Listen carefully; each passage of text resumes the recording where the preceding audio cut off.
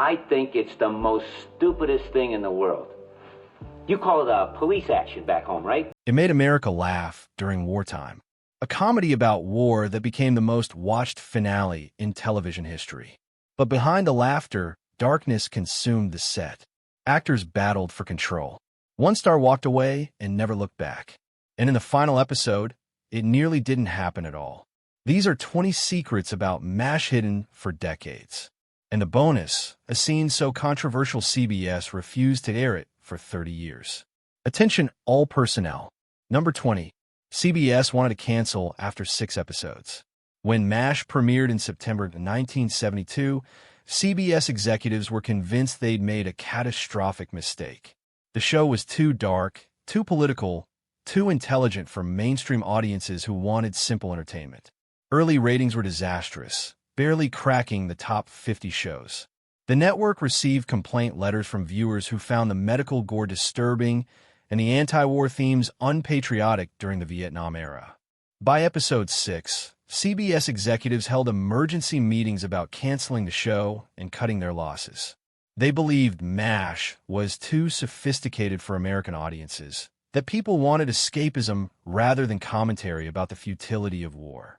But the show had one powerful ally, CBS programming chief Fred Silverman, who had championed MASH from the beginning.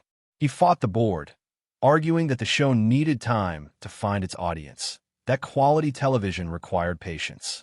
He convinced them to give it one full season, moving it to better time slots and promoting it more heavily.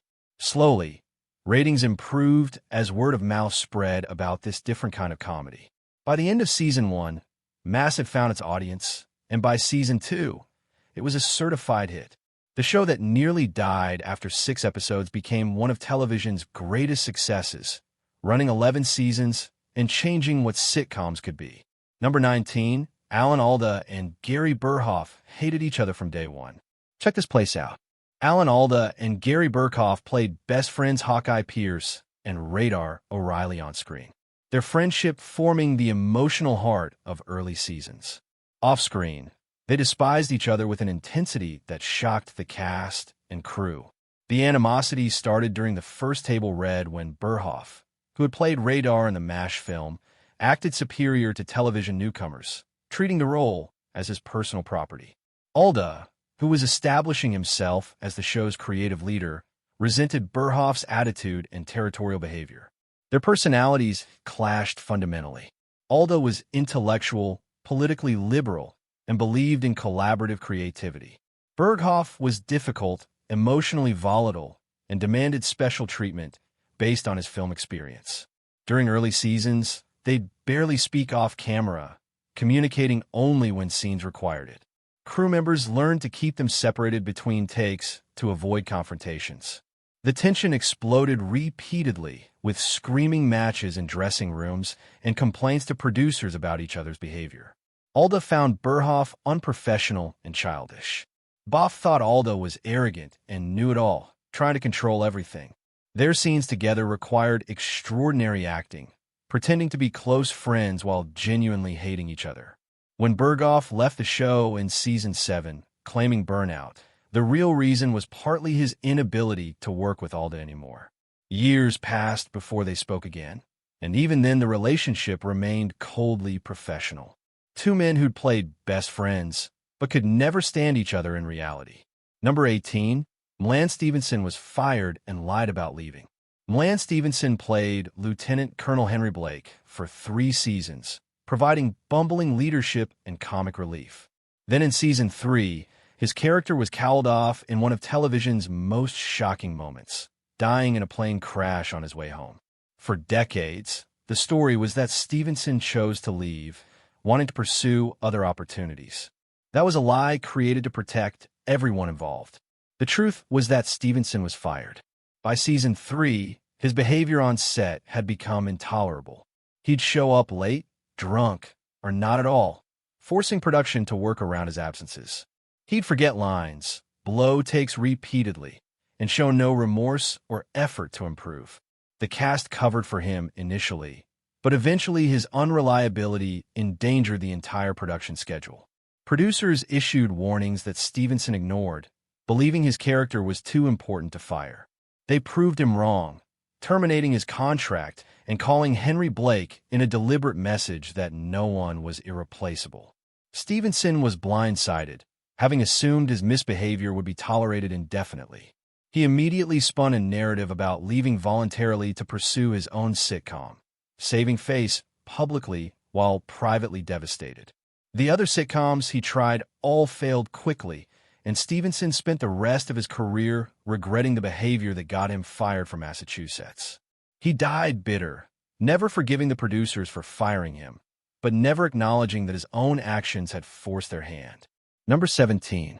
The laugh track was added against everyone's wishes. MASH's laugh track remains one of television's most controversial decisions. A studio-imposed addition that cast and creators fought against desperately. Larry Gelbart, who developed the series, insisted that comedy about war shouldn't have canned laughter, trivializing serious moments. Alan Alda agreed passionately, arguing that laugh tracks insulted audience intelligence and destroyed dramatic tension. They presented their case to CBS repeatedly, showing episodes without laugh tracks and arguing the comedy was stronger without artificial prompting. CBS refused every time, citing research claiming audiences needed laugh tracks to know when something was funny, that without laughter cues, viewers wouldn't recognize jokes. The network held absolute power, and a laughter track that was added over everyone's objections. Gelbart and Alda did negotiate one concession: no laugh track during operating room scenes, preserving some dignity from medical moments. But everywhere else, the artificial laughter played, undermining powerful, dramatic moments and making genuine emotion feel cheapened. The cast learned to hate the laugh track, watching episodes where serious points they'd carefully crafted were interrupted by inappropriate laughter. Some episodes tackled heavy topics like death, addiction, and trauma, yet still had audiences laughing at dark jokes that weren't meant to be lighthearted. When MASH finally aired in syndication and on home video, versions without laugh tracks became available, revealing what the show was meant to be. Those versions are dramatically superior, proving Gelbart and Alda had been right all along about audiences not needing artificial cues. Number 16. Larry Linville left because he was being bullied. Larry Linville played Major Frank Burns, the incompetent antagonist everyone loved to hate.